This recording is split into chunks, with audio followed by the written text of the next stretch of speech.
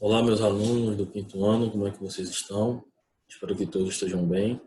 Nós estamos aqui para mais uma aula de História. Essa semana vamos falar de História. Tivemos na semana passada aula de Geografia, né, junto com o professor Bruno, onde falamos sobre o Dia Mundial, né, do Meio Ambiente. Vimos alguns ecossistemas brasileiros e um pouco do que eles vêm sofrendo e também a importância, né, o que Deus quer de nós sobre como nós devemos cuidar do meio ambiente. Então, estamos dando continuidade ao assunto de história, né? Nós estamos estudando sobre o início da República Brasileira.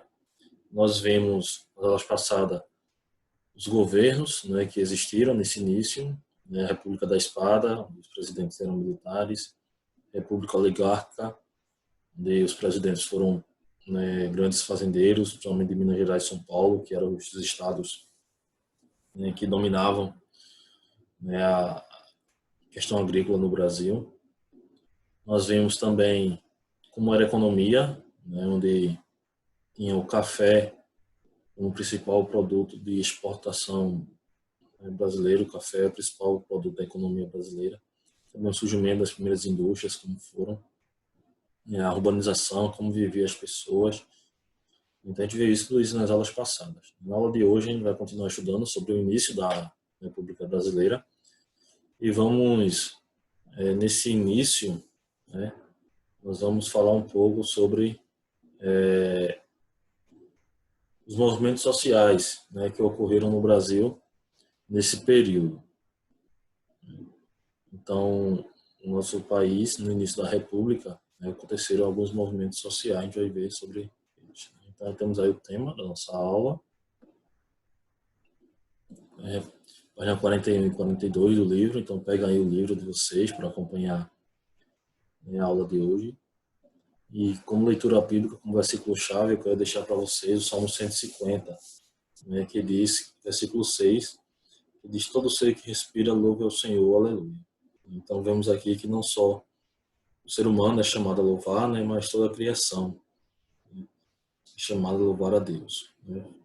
Também os vegetais, os animais, que são seres vivos que respiram. Então, né, temos aí alguns movimentos sociais, né, na República Velha, ou seja, no início da República Brasileira. A gente hoje vai estudar sobre Canudos e a revolta da vacina, né, esses dois movimentos sociais. Esses outros nós vamos estudar nas próximas aulas, né? Revolta da Chibata, Revolta do Contestado e o Cangaço. A gente vai estudar esses nas aulas futuras, ok? Então, a aula de hoje nós vamos estudar sobre Canudos e Revolta da Vacina, né? Então, temos aí, né, a comunidade de Canudos, né? Então, vejam só.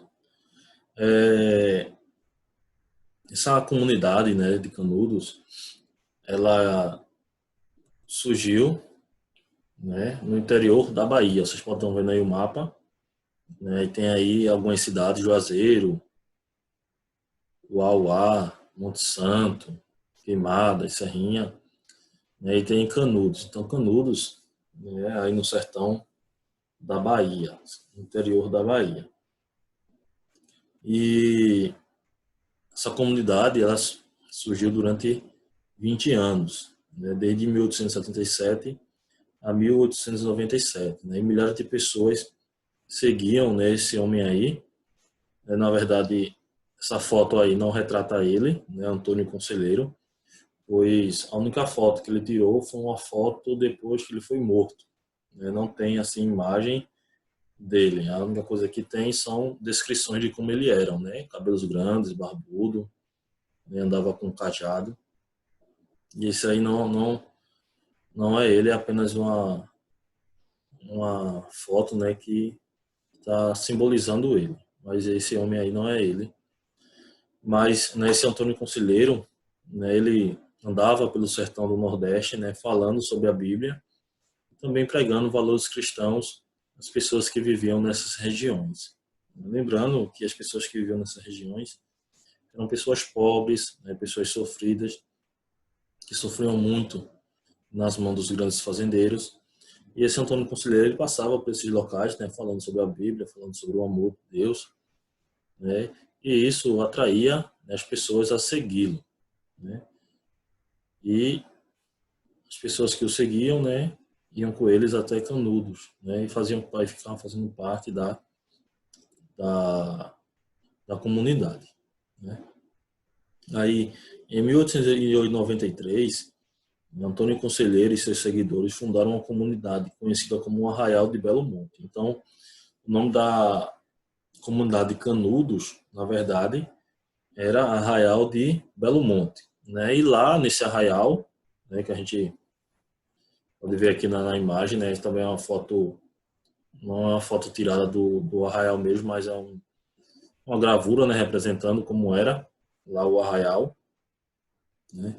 Os moradores, eles plantavam, né, os seus próprios alimentos, eles criavam seus animais para o próprio consumo, sem que o governo, os ricos fazendeiros interferissem diretamente na vida deles, né? Porque, como eu falei, essas pessoas que seguiam Antônio Conselheiro, eles eram pessoas pobres, pessoas que eram muito sofridas, né? Muitas passavam fome nos locais, eram oprimidas pelos grandes fazendeiros e viram, né, nele uma oportunidade de ter outro tipo de vida e assim o seguiram, né? Então, o Arraial de Canudos, né, foi chamado de Canudos. Então, esse arraial ele cresceu rapidamente e chegou a ter milhares de habitantes, o que gerou descontentamento de membros da igreja, fazendeiros e representantes do governo, que viam na comunidade uma ameaça a seus interesses. Então, com isso, os sertanejos foram acusados de tentar restaurar a monarquia, e tornaram-se alvos de ataques de tropas enviadas pelo governo republicano. Então, os fazendeiros descontentes, né, porque estavam perdendo trabalhadores, também a Igreja Católica Romana, né, vendo que muitos dos seus fiéis, né, as pessoas que frequentavam a igreja também estavam deixando de ir por conta dos ensinamentos de Antônio Conselheiro, ficaram descontentes e acionaram o governo do Brasil. E também eles foram acusados, né, de querer restaurar a monarquia, ou seja, de querer voltar ao antigo regime. Então o governo, né, com essas alegações, enviou tropas do Exército Brasileiro para acabar com essa comunidade. Então foram várias investidas, né?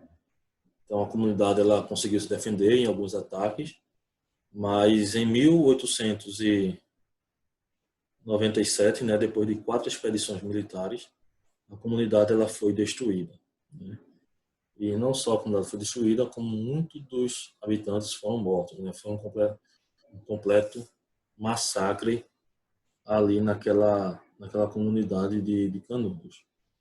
Então, esse movimento social, né, ele terminou de uma maneira boa, né? Muitas pessoas morreram, né, foram mortas, né, por conta da ambição de algumas pessoas, né, ricas daquela época. Então, temos aqui sobre Canudo, né? O próximo movimento é a Revolta da Vacina, né? Então, hoje, né, estamos vivendo um momento de uma pandemia, onde o mundo procura uma vacina para a doença, né? Muitos cientistas, laboratórios estão pesquisando, né, uma vacina para o coronavírus. E nós vemos aí uma revolta onde o povo não queria tomar vacina, né? O povo se revoltou e por conta, né, de uma vacina que o governo queria dar na população. Vamos ver um pouco sobre essa história, né, na página 42 agora. Ao assumir o cargo em 1902, né, o presidente Rodrigo Alves tinha como meta a reforma urbana do Rio. A modernização começou com a construção de largas avenidas e prédios de 5 andares. A gente pode ver aí, ou 6 andares. Para tanto, famílias inteiras que moravam em cortiços ficaram desabrigadas. Ou seja, né, nessa época, o Rio de Janeiro era o que era a capital do Brasil. Então esse presidente ele queria modernizar a cidade como capital do Brasil. Então ele queria tornar a cidade mais moderna. O centro do Rio de Janeiro, as ruas eram finas, né, não eram largas. E existia muitas habitações, né? Inclusive cortiços. Né? Cortiço é um tipo de pousada onde as pessoas pagam aluguel e vivem e moram nele. Né? Então tinha muito disso no Rio de Janeiro, no centro. Então esse presidente ele tirou essas pessoas, né? Botou elas para o morro, para viverem nos morros. Né? Por isso que Rio de Janeiro, a maioria dos morros são um contexto histórico do início, né, das comunidades que tem lá no Rio de Janeiro, nos morros. E no centro ele começou a abrir grandes avenidas. A gente pode ver aí algumas avenidas, né, da época no Rio de Janeiro. Largas avenidas, né, espelhando principalmente a cidade de Paris. Então tomou como exemplo a cidade de Paris, onde a cidade é com várias avenidas muito largas. Né. Então o presidente ele quis fazer isso também no Rio de Janeiro, pois era a capital do Brasil. Né. E muitas famílias foram desabrigadas porque viviam no centro e foram, né, colocadas para morar na parte mais afastada do centro da cidade, conhecida como subúrbio. Então, uma das justificativas para essa grande reforma, né, era o fato de que, na época, as ruas estreitas da cidade, sujas sem tratamento de esgoto, facilitavam a proliferação de doenças, como a febre amarela, a peste, a varíola e a tuberculose. Então, também tinha essa justificativa. Na Europa, a Europa tinha passado por grandes pandemias na época, principalmente da peste negra, onde as pessoas que viviam nas cidades europeias morreram milhares de pessoas, né, milhões de pessoas nessa época. E ele querendo evitar que no Brasil houvesse também, né, uma propagação de várias doenças por conta da urbanização, ele começou a fazer esse projeto, né, de modernização da cidade, alargando as ruas, né, criando rede de esgoto para que não houvesse o surto dessas doenças no Rio de Janeiro. E para combater, né, essas doenças foi chamado o médico Oswaldo Cruz. Ele e sua equipe tomaram algumas medidas sanitárias, como a remoção do lixo, o uso de raticidas e o combate ao mosquito transmissor da febre amarela. A fim de eliminar a varíola, né, que era necessário vacinar a população. Assim, o governo iniciou uma campanha de vacinação obrigatória. Né? Mas muitas pessoas não conheciam bem o funcionamento das vacinas e ficaram desconfiadas quanto aos seus benefícios. Então, né, esse médico, né, ele disse que tinha que vacinar as pessoas por conta da varíola, que é uma doença contagiosa que contaminava, né, muitas pessoas na época. Só que as pessoas, né, a questão de vacina ainda era muito nova. As pessoas pensavam que o governo estava querendo injetar neles, né, algum tipo de vírus, algum tipo de bactéria para que eles morressem. Então, muitos se revoltaram, né, por falta de esclarecimento e também da forma agressiva como foi imposto a vacinação. Isso gerou confrontos, né, da população, né, contra o governo na época. Né? Então, a falta de esclarecimento e a forma agressiva com que a vacina foi imposta levaram a população a se rebelar.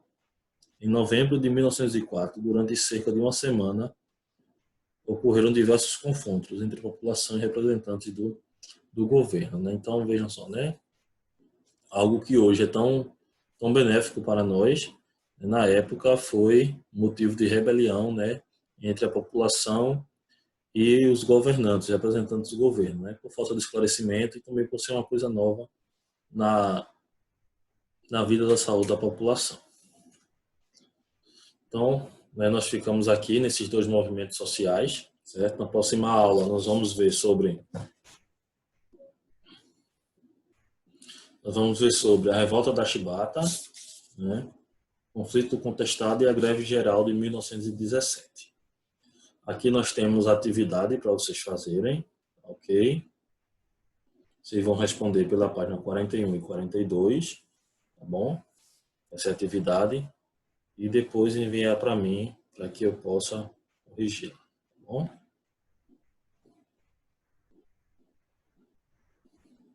Então, que Deus abençoe a vida de vocês, certo? Um grande abraço. Que Deus cuide de cada um.